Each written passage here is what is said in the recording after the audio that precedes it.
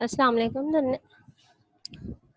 I'm here for the chemistry class. Now the new topic of class 9 is the atomic mass. Atomic masses के बारे में हम पढ़ेंगे। इससे पहले हमने जो तमाम जो है वो लॉस के बारे में एक्सप्लेन कर चुके हैं, 4 डिफरेंट लॉस के बारे में एक्सप्लेन कर चुके हैं। अब न्यू टर्मिनोलॉजीज़ के बारे में हम पढ़ेंगे। The first one terminology is atomic mass. What is atomic mass? The mass of an atom depends upon the sum of number of proton and number of neutron present in an atom. अच्छा, atomic mass के बारे में आपको सबसे पहले तो atom के बारे में आपको पता है। एटम के बारे में क्या है कि आपके पास जो है वो तमाम चीज़ें एक स्पेसिफिक एटम है। स्पेसिफिक एटम के सेंटर में न्यूक्लियस होता है। न्यूक्लियस के सराउंडिंग में आपके इलेक्ट्रॉन जो है वो कंटिन्यूसली रिवॉल्व कर रहे होते हैं। तो इलेक्ट्रॉन जब कंटिन्यूसली रिवॉल्व कर रहे होते हैं तो हमारे पास आपके पास न्यूक्लियस जो सेंटर में है उसके प्रोटॉन और नंबर ऑफ न्यूट्रॉन को जब आप सबमिशन कर रहे होते हो, जब आप इन दोनों को प्लस कर रहे होते हो, तो जो स्पेसिफिक जो मास आता है जो कि प्रोटॉन और न्यूट्रॉन का जो सम होता है, that is the atomic mass. For example सबसे मेजर चीज़ है हमारे पास atomic mass of carbon is 12 AMU। 12 AMU का मतलब क्या है कि इसमें आपके पास 6 प्रोटॉन है और 6 न्यूट्रॉन है। ठीक है, 6 प्रोटॉन और 6 न्यूट्रॉन है।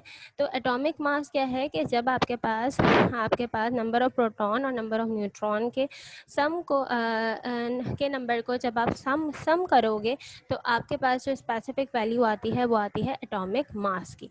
ठीक है, जैसे कि एग्जांपल दी गई है कार्बन के बारे में, तो कार्बन आपके पास 12 है। तो 12 का मतलब क्या है कि इसमें 6 प्रोटॉन और 6 न्यूट्रॉन है। उसके बाद नेक्स्ट आपके पास है empirical formula. Empirical formula it gives only the relative number of each type of atom present in a molecule. Empirical formula में आपके पास क्या है कि सिर्फ और सिर्फ रिलेटिव नंबर बताता है। अच्छा, एम्पेरिकल फार्मूला और मॉलिक्यूलर फार्मूला ये दो टर्मिनोलॉजीज़ हैं, तो इसके डिफ्रेंसिएशन देखेंगे कि हमारे पास एम्पेरिकल फार्मूला ये सिर्फ आपको रिलेटिव नंबर बताता है और molecular formula it actually indicates the actual number. ये आपको इंडिकेट कर रहा होता है एक्चुअल नंबर में। फॉर एग्जांपल हमारे पास एक एग्जांपल है ग्लूकोज की। तो ग्लूकोज का आपके पास जो एक्चुअल फार्मूला होता है जो कि मॉलिक्यूलर फार्मूला है, दैट इज़ अ C6H12O6। ठीक है, अगर हम इसको सिंप्लीफाई करेंगे तो 6 1 6 6 2 12 एंड 6 1 6। इसका मतलब क्या है कि जो आपके पास जो एक्चुअल रिलेटिव नंबर आएगा वो ये आएगा कि कार्बन का अगर 1 एटम हाइड्रोजन के 2 एटम के साथ और ऑक्सीजन का जब 1 एटम होगा तो इनके साथ रिएक्शन होगा तो आपके पास जो है वो आपके पास जो आएगा वो एम्पेरिकल फार्मूला आएगा। तो empirical formula it's actually it gives you relative number. जैसे कि फॉर एग्जांपल बेंजीन है, बेंजीन के बारे में बात की जा रही है, तो बेंजीन आपके पास C6H6 है। तो C6H6 को जब आप सिंप्लीफाई करोगे तो आपके पास जो है वो सिर्फ CH आएगा। तो CH is the empirical formula of benzene and C6H6 is the molecular formula of benzene. Okay, तो एम्पेरिकल फार्मूला और मॉलिक्यूलर फार्मूला ये आपके रिलेशन में यूज़ होते हैं कि एम्पेरिकल फार्मूला सिर्फ रिलेशन बता रहा होता है, रिलेटिवनेस बता रहा होता है एटम्स के दरमियान की, और molecular formula it indicates the actual number. And now molecular formula mass आपके पास क्या है कि molecular formula mass is the sum of the atomic masses of all the atom present in the molecular formula. आपके पास एक molecular formula है, जब आप इन तमाम एटम्स के एटॉमिक मासेस का समीशन कर लोगे तो आपके पास जो स्पेसिफिक वैल्यू आएगी वो क्या होगी, फार्मूला मास। इसकी स्पेसिफिक जो यूनिट होती है वो होती है AMU। फॉर एग्जांपल आपके पास सल्फ्यूरिक एसिड है। सल्फ्यूरिक एसिड मीन्स हाइड्रोजन के 2 एटम है, सल्फर का 1 एटम है और ऑक्सीजन के 4 एटम है। हाइड्रोजन का 1 एटम इट्स मीन हाइड्रोजन के 2 एटम है, इसका 1 जो है वो एटॉमिक मास है, सो 1 multiply by 2, so it is 2। Sulphur का एटॉमिक मास है आपके पास 32 और सिर्फ एक एटम है, तो 32 will be multiply with 1, so 31। And oxygen के 4 एटम है, तो आपके पास 16 एटॉमिक मास है, तो 16 को जब आप 4 से मल्टीप्लाई करोगे तो 64 है। तो जब आप इन तीनों हाइड्रोजन, सल्फर और ऑक्सीजन के तमाम एटॉमिक मासेस का जब आप सम कर रहे हो तो आपके पास जो स्पेसिफिक जो यूनिट आ रही है, स्पेसिफिक जो मास आ रहा है वो क्या कहलाएगा, मॉलिक्यूलर फार्मूला मास। उसके बाद बात आती है फार्मूला मास की। Formula mass is the sum of the atomic masses of all atom in a formula unit. Formula mass क्या है आपके पास, ये भी एटॉमिक मासेस है, बस फार्मूला मास और मॉलिक्यूलर मास में ये डिफरेंस है कि जो आपके पास फार्मूला मास होता है ये मॉलिक्यूलर कंपाउंड्स और आयोनिक कंपाउंड्स के लिए दोनों के लिए यूज़ होता है, लेकिन कभी भी मॉलिक्यूलर मास जो है वो आयोनिक कंपाउंड्स के लिए यूज़ नहीं हो रहा होता। ये सिर्फ और सिर्फ आपके मोस्टली कोवैलेंट कंपाउंड्स के साथ यूज़ हो रहा होता है। फॉर एग्जांपल आपके पास जो है वो फार्मूला मास सोडियम क्लोराइड है 58.5। सोडियम क्लोराइड जो है वो आपका आयोनिक कंपाउंड है, तो यहाँ पे हम फार्मूला मास यूज़ कर सकते हैं। तो सोडियम का आपके पास एटॉमिक मास है 23। 23 विल मल्टीप्लाई विद 1, 23। क्लोरीन है, क्लोरीन का 35.5 इंटू 1, 35.5, 58.5 AMU। तो यहाँ पे आपके पास यूनिट जो होती है वो आपके पास सेम होती है। उसके बाद है नेक्स्ट है नेक्स्ट आपके पास यूनिट है molar mass. Molar mass of a substance is its relative molecular mass expressed in gram।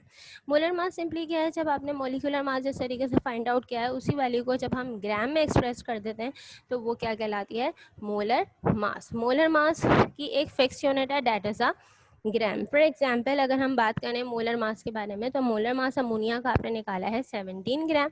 किस तरीके से फाइंड आउट किया, नाइट्रोजन का एटॉमिक मास होता है 14, so it will multiply with 1, 1:14 is 14 and hydrogen है 3:1 is 3। तो 14 को जब हमने 3 से प्लस किया तो आपके पास आ गया 17 ग्राम। नेक्स्ट है आपके पास mole. The molecular mass, atomic mass and formula mass of a substance express in gram. आप नंबर ऑफ मोल्स को किस तरीके से डिफाइन कर सकते हो कि अगर हम बात कर रहे हैं कि आपके पास 1 मोल ऑफ कार्बन एटम है, 1 मोल ऑफ कार्बन एटम का मतलब क्या है कि जो उसका गिवन मास है आपके पास 12 ग्राम ऑफ कार्बन है।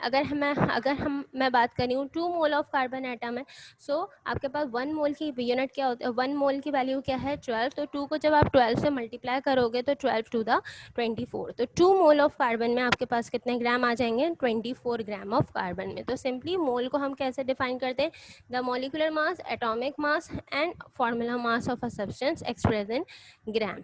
ठीक है, नंबर ऑफ मोल्स का आपके पास स्पेसिफिक फार्मूला है, given mass of a substance. अगर आपको किसी एक स्पेसिफिक वैल्यू का स्पेसिफिक सब्सटेंस का मास गिवन हो तो उसको वो यहाँ पे पुट आउट होता है, उसके बाद फिर डिवाइडेड बाय एटॉमिक मास। अगर एटम है तो एटॉमिक मास की बात की जाएगी, अदरवाइज फार्मूला मास और मॉलिक्यूलर मास। तो ये आपके पास नंबर ऑफ मोल्स जो है वो फाइंड आउट करने का फॉर्मूला होता है। उसके बाद नेक्स्ट आपके पास आती है बात एवोगैड्रोस नंबर की।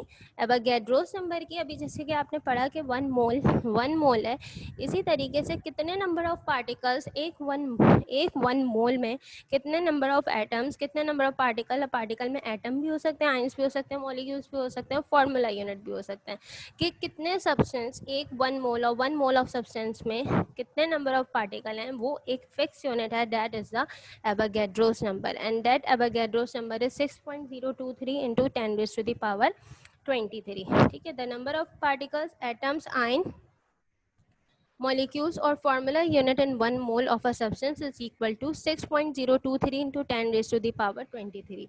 अच्छा, इसमें आपके पास जो एक 1 मोल ऑफ अ सब्सटेंस में इसमें सेम नंबर ऑफ पार्टिकल्स होंगे। अगर मैं बात कर रही हूँ 1 मोल ऑफ कार्बन है तो 1 मोल ऑफ कार्बन में कितना मास होता है, 12 ग्राम होता है। तो इसका मतलब क्या है कि 1 मोल ऑफ ग्राम में कितने एटम होंगे कार्बन के, 6.023 into 10 raise to the power 23 atom of carbon होंगे। अगर हमने बात की